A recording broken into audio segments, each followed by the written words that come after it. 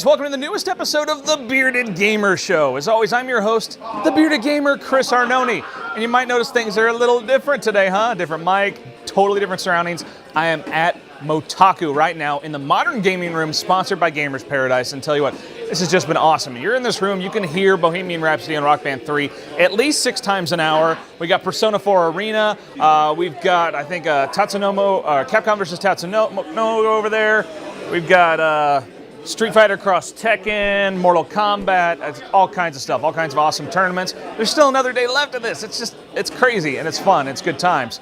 And of course, I'm the video games rooms director. It's good, it's awesome. All right, so let's get into the good news, bad news.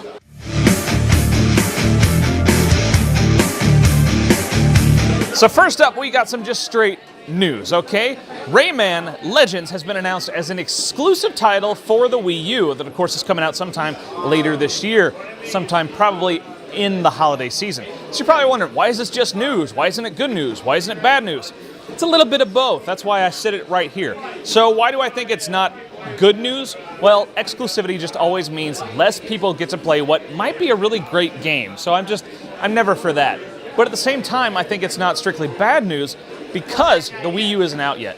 And I tell you what, having a big, exclusive third-party title could really help the Wii U gain some traction. I mean, yeah, Nintendo's got a fantastic library of first-party titles that always sell well, but they need that third party. They've struggled with that third party. So getting them on board like that with Rayman Legends as an exclusive title, that's absolutely huge for them. So, some good news. Sony has announced a new program with the PlayStation Vita. It's called Cross-Buy. Now, how this works, it's going to be with selected titles. If you buy the PS3 version, you get to download the Vita version for free. Now, a few titles so far that are lined up for this program are PlayStation All-Stars Battle Royale, Sly Cooper Thieves in Time, and Ratchet & Clank Full Frontal Assault. Now, also, EA is considering doing cross-buy for Need for Speed Most Wanted, so we'll have to see how that goes. But, I think it's a good plan to try and help sell these PlayStation Vitas coming into the holiday season, along with some bundles that they're planning to do.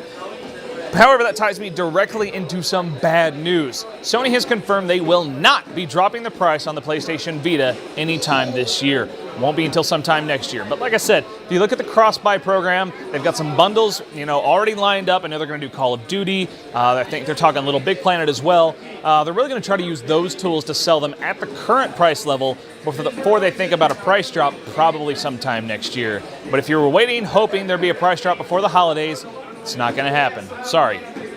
But we'll finish up with some good news. The creator of DayZ, now you got to know what DayZ is, right? It's a mod for Arma 2. So with DayZ, you're basically in this, zombie apocalypse. You have one life, but one life to live, and you try to survive as long as you can in their attempt to recreate a zombie apocalypse. You're actually scavenging for water, for food, for weapons, for all of these things, and trying to survive. It's really awesome. There's over 1 million players in a completely free and open alpha mod. Well, apparently the creators have had a bunch of publishers come to them trying to buy it, trying to get distribution rights. But this is what I love, okay? Here's the good news part. The creators have said, what do you have to bring? What benefit do you bring to us? Why do we need a distributor when we're already distributing the game for free? I think it's just fantastic when an indie developer like that can stick to their guns and say, you know what? I know you're offering us a bunch of money, but you're going to screw up our game. So no. Try again later. But of course, we know that DayZ is coming as a standalone product later down the road, and it will cost money. I mean, you have to buy Arma 2 to be able to use DayZ. And if they're going to make it standalone, it's just, the development cost would be too high to just give it to everybody for free. So, exactly how that's going to be distributed is yet to be seen. All right, that does it for the news. Let's get to one of my controller confessionals.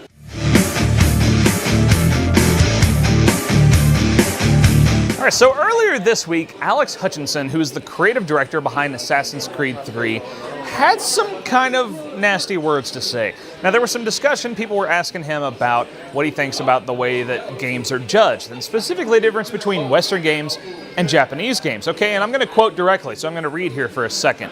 He said, "I think there's a subtle racism in the business, especially on the journalist side, where Japanese developers are forgiven for what they do." Now, this is something I've sort of opposed for years, because he's absolutely right in some respects, that there does seem to be a double standard here. Japanese games frequently don't have a story, or the story is absolute gibberish, and gibberish is the word that Alex Hutchinson uses as well. They make no sense. And yet we somehow look at them as going, oh, but these games are amazing, they're fantastic. And yet if a game that actually tries to build a great cohesive story is off just a little bit, we tear them apart if they're built in the West. And really that's not fair. But with there are a few exceptions. I look at Persona and I go, those are good stories. They tell not only these big overarching sort of murder mystery stories, but also these interpersonal stories, which is something that most Japanese games absolutely struggle with. But I mean, can you really tell me that you can cohesively explain to me the narratives behind Resident Evil or Metal Gear? Seriously, no one understands what's happening in those games at all. I'm sure there's a few people, but it's really convoluted. It's really screwy. And, if a Western developer tried to do that, they would be torn apart by journalists, by fans, by everyone.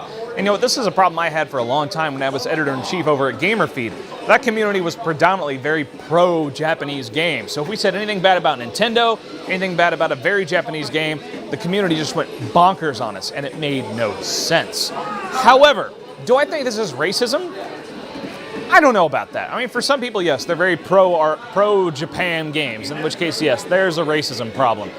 But mostly, especially with journalists, I think it's more of a nostalgia thing. They look at Mario and they say, well, it's not really supposed to have a story. The princess is missing again. It's okay. That's kind of how it works. Or, they try to actually infuse a story into Metroid, and people reacted poorly because it's just not the Metroid you grew up with. But I think that's wrong too. I think we shouldn't have a double standard for nostalgia. It's 2012, okay?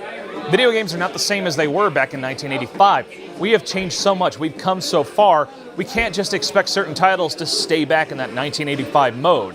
They need to get with the program. They need to come up to date. They need to be modern, and we can't have a double standard. Now, it doesn't mean you should compare the stories for a fighting game to the story for an RPG, but within one genre, there should not be a double standard anymore. I'm sick and tired of it, and obviously Alex Hutchinson is tired of it. All right, so that does it for my controller confessional and this video filmed right at Motaku. See you guys next time.